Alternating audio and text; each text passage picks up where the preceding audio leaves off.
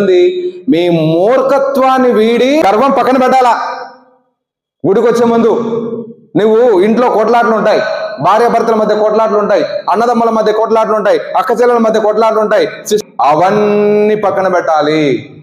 మూర్ఖత్వంతో ఎమోషన్తో మీరు గుడిలోకి వచ్చినా కూడా ఆ ఎమోషన్లన్నీ, ఆ ఫీలింగ్స్ అన్ని కూడా కొద్దిసేపు పక్కన పెట్టి, ఇదిగో నేను ప్రభువుని సన్నిధానంలోకి వస్తున్నాను, ప్రభు సన్నిధానంలో ఉంటుండగా నాకు దేవుడు మంచి చేయబోతున్నాడు, కాబట్టి ఆ మంచిని నేను పొందుకోవాలంటే, ఆ దైవికమైనటువంటి జ్ఞానాన్ని నేను పొందుకోవాలంటే, నేను నాలో ఉన్నటువంటి అహాన్ని, నాలో ఉన్నటువంటి చెడును, నాలో ఉన్నటువంటి చెడు ఆలోచనలు, నాలో ఉన్నటువంటి ఆ యొక్క చెడు ఆ క్రియలన్నిటిని కూడా నేను కొద్దిసేపు పక్కన పెట్టాలి.